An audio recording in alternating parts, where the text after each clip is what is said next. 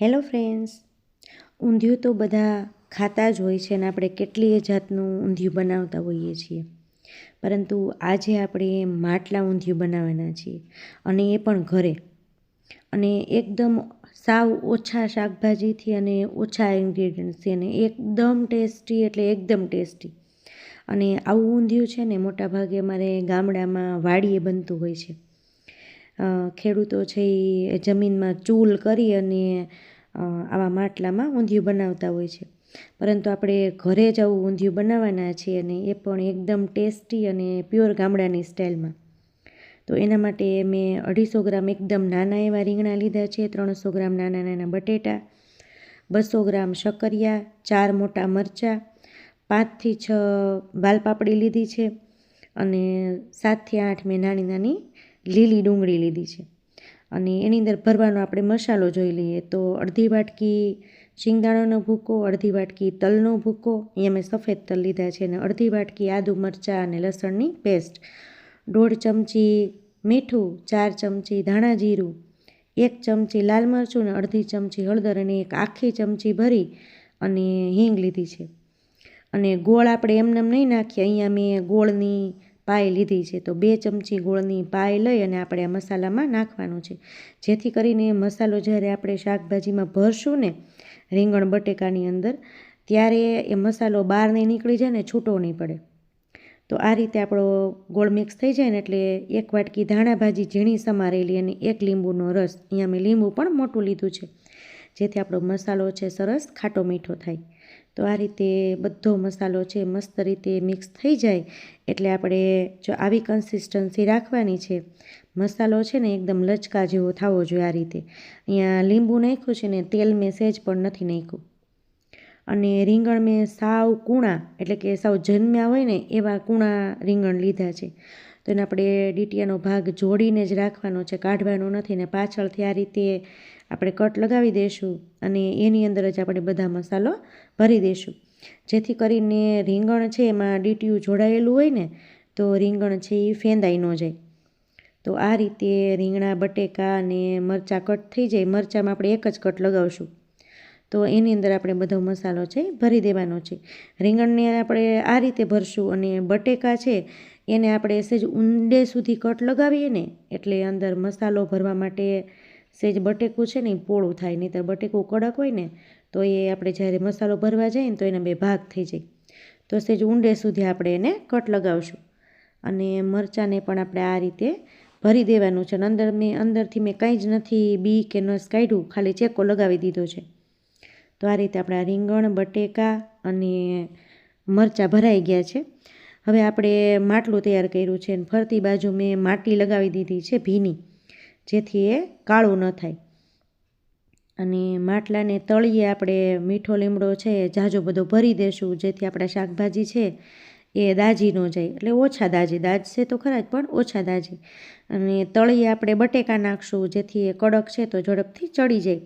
અને ઉપરની સાઈડ આપણે સોફ્ટ હોય એવા શાકભાજી નાખશું. અને ઉપર પણ આપણે મીઠો લીમડો છે એ આખો ભરી અને દાબી દેવાનો છે. ત્યારબાદ મેં અહીંયા રોટલીનો લોટ છે એ બાંધી લીધો છે અને ઢીલો બાંધવાનો.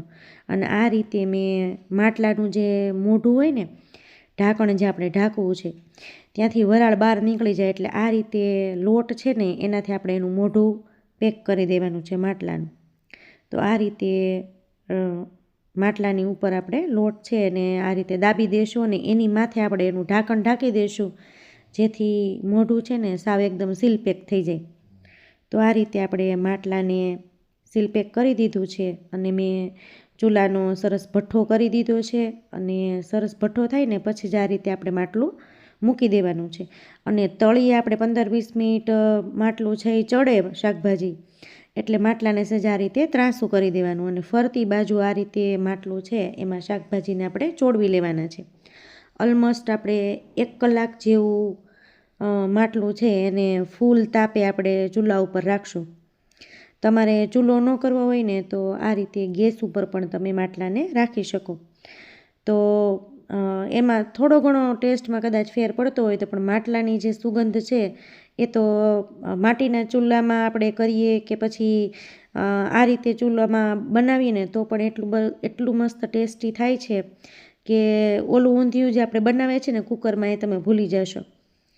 તો આ રીતે આપણું માટલું છે એ સરસ અંદર શાકભાજી બફાઈ ગયા છે એટલે ઉપરથી આપણે ઢાંકણ કાઢી નાખ્યું, લોટનો ભાગ કાઢી નાખ્યો અને ઉપરથી વધારાનો જે લીમડો નાખ્યો હતો ને એ કાઢી નાખ્યો અને પછી તગારાની અંદર આપણે બધા શાકભાજી છે ને આ રીતે કપડેથી માટલું પકડી અને પછી ઠલવી દેવાના છે. અને માટલું બહુ ગરમ હોય એટલે કપડું છે ને એ જાડું રાખજો. અહીંયા મેં નેપકિન રાખ્યું છે. તો જો આપણા શાકભાજી છે ને એકદમ મસ્ત રીતે બફાઈ ગયા છે, પણ એ આપણે તળીએ જે મીઠો લીમડો નાખ્યો હતો ને એ મીઠો લીમડાના પાન છે એ બળી ગયા હોય અને ક્યાંક ક્યાંક શાકભાજી જે માટલાને અડી ગયા હશે ને એ પણ સેજ દાજી ગયા હોય.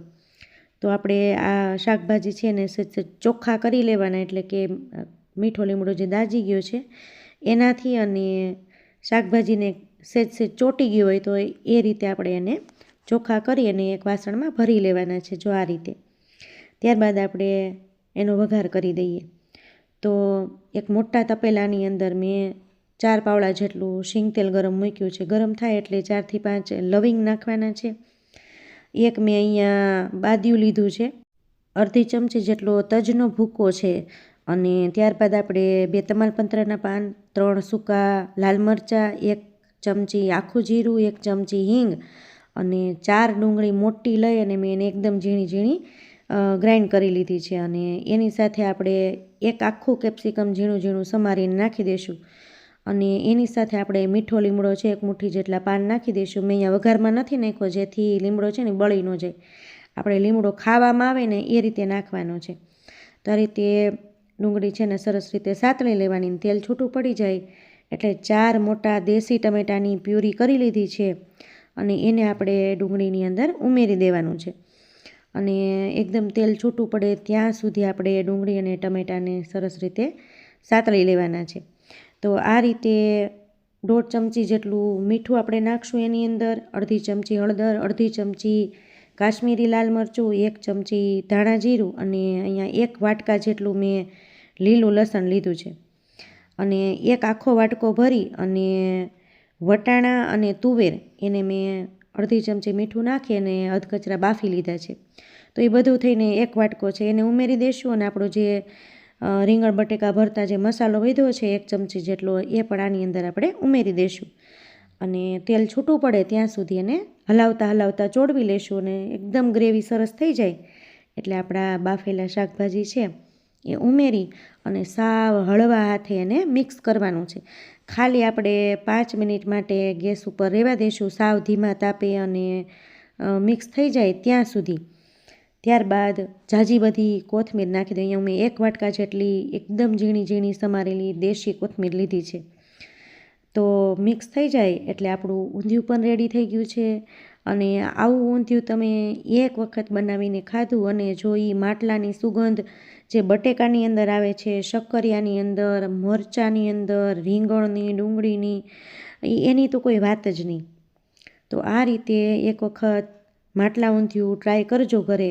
અને જો તમને ગ્રેવીવાળું ભાવતું હોય ને તો મેં ગ્રેવી તો કરી છે પણ એકદમ ભીની ગ્રેવી નથી. આ શાક છે ને એકદમ છૂટું છૂટું હોય, એને હાથમાં લઈને જ ખાવાનું. હું જેમ જો હાથમાં લઉં છું ને એને રીંગણને હાથમાં લઈને ખાવાનું, બટેકું હાથમાં લઈને, શક્કરિયું પણ હાથમાં લઈને. જુઓ તમે એક કે એક શાકભાજી છે ને એ આખા છે, ક્યાંય ફેંદાણા નથી. નહીંતર માટલાની અંદર આપણે 1 કલાક સુધી એને બફાવા દીધા હતા. ડુંગળી પણ જુઓ એકદમ આખી છે, સેજ એક પણ છાલોતરો નહીં ઉખડે.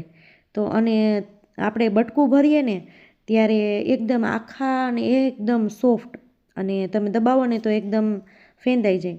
તો એક વખત આ રીતે ચોક્કસથી ટ્રાય કરજો, મજા પડી જશે.